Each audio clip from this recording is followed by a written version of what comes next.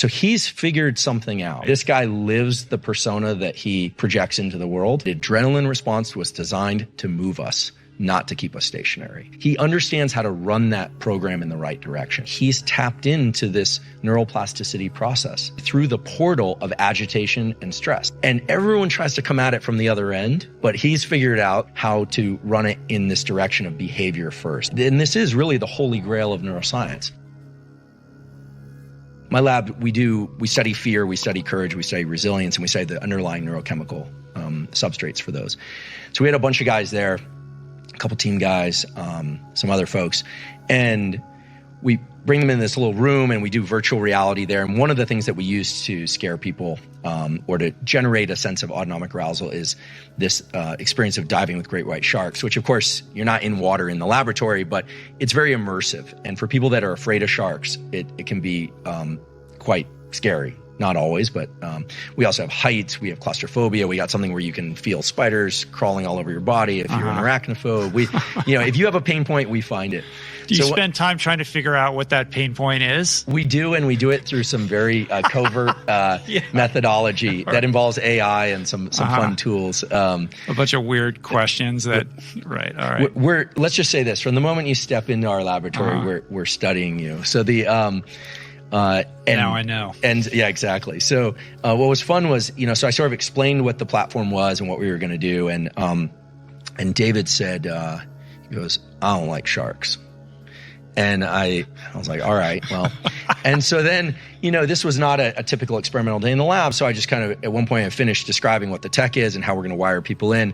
And then I said, so who wants to go first? And he's like, I'll go. Right, of course. And what was funny to me at that moment, I realized this is interesting because he was very explicit about the fact that he didn't like sharks. He was very explicit about the fact that he was going to be first man in. I mean, it would be inappropriate for me to describe his data, right? And we didn't do a full-blown experiment. But what I can say is whatever it is that David has figured out how to do, it clearly involves taking whatever adrenaline pulse he feels and understanding something fundamental to biology, which is that adrenaline response was designed to move us, not to keep us stationary. He uses behavior as the way to shift sensation, perception, feelings, and thoughts. He understands how to run that program in the right direction. Whereas most people, when they don't like what they feel, they start negotiating sensation, which will never work. They start trying to control their perception, which is hard, right? They're like, oh, I'm not going to think about that, or I'll think about it differently. Very hard to control the mind with the mind. He knows that's a tough one. Yeah. Feelings, Lord knows what those are and how to control them. I mean, we'll eventually figure that out as a field, but thoughts are complicated. So he just goes immediately to action. Immediately right to towards action. It. So when he says, just for clarity, when he says, I don't like sharks, he's basically saying, put me in the shark tank. Like he's cueing you to say, this is the thing I'm afraid of, and I'm going to be the first one to volunteer, and I know you're going to put me in the shark tank if I tell you that. Right.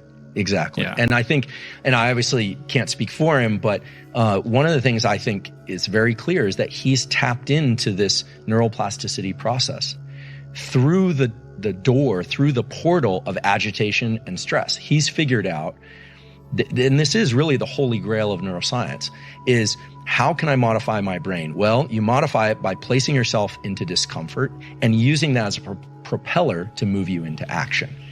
And, a couple years later when David was working on his book and I heard the book was coming out, I think I saw a pre-release announcement.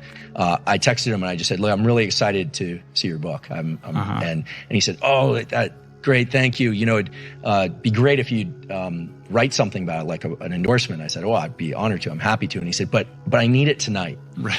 And this was Saturday at, I think it was like 10:30 at night when I texted him. So I said, great, well, I'd be happy to. I won't do it now. He said, I need it by midnight. So I sit down and I start writing this thing. And these are short blurbs, but I kind of realized that, you want to get it right. It's David and, my name's next to it and I want to do it justice. So I'm sitting down, I'm working on this thing and I text him, look, I'm going to be a few minutes late. No problem. Finally, I send him the thing at like 12:30 at night. And he's like, oh, bro, thank you. I promise I'll send you a copy, this and that. And I was like, grateful, thank you. And then I realized that that time he was living in New York. And I said, wait a second, where are you? He said, New York. And I said, it's 3:30 in the morning. And he goes, yeah, I'm going running. Of course. And I realized at that point, I was like, okay, it's undisputable. This guy lives the persona that he projects into the world. And even that day, that consulting gig, there was a 4 o'clock lag, and he was like, no, let's keep going. So he's figured something out. And I think that his enormous popularity it's earned because he's figured out that it really doesn't matter if you come at something from a place of joy and love, and that would be wonderful. But there's a whole other set of ways to approach this that involve slogging through the discomfort, the doubts, the wish for things to be different, and starting with behavior. Yeah. And it's incredible because if you think about sensation, perception, feeling, thought, and behavior, actually the way to control our nervous system and feel the way we want to feel is to run that backwards. Behavior, thoughts. So if you change your behavior, then generally your thoughts, your feelings, and your perceptions change. Yeah. And everyone tries to come at it from the other end, but he's figured out through whatever process led him there and incredible life circumstances, how to run it in this direction of behavior first. Yeah. And I really think that if neuroscience has anything to offer, it's some understanding of what the underlying chemicals and neural circuits are. But the sooner that the human animal, the human species can start to understand that our feelings and our thoughts and our memories and all that is very complicated, but that when behaviors are very concrete and they are the control panel for the rest of it. I don't want to relegate feelings. Feelings are extremely important.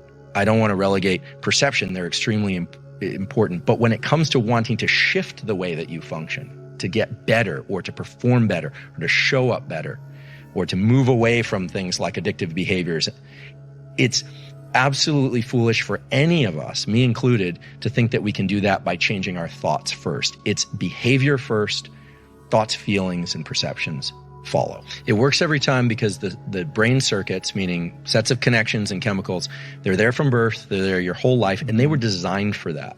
So in 2018, a graduate student in my lab published a paper in Nature showing that in the face of a physical threat, there are 3 options. You can obviously freeze, you can retreat, or you can move forward.